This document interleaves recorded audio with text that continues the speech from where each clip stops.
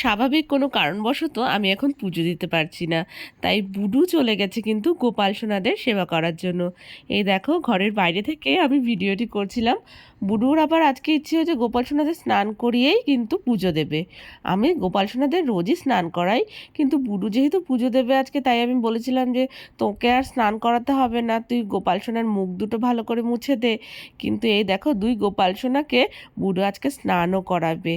পুরো চেঞ্জ করিয়ে গোপাল সোনাদের সুন্দর করে বুডু স্নান করিয়ে দিচ্ছে। আর এদিকে তাই দেখে বরুণ ছুটে এসেছে, তো ওকে এখানে দেখো ধূপ জ্বালিয়ে দিল।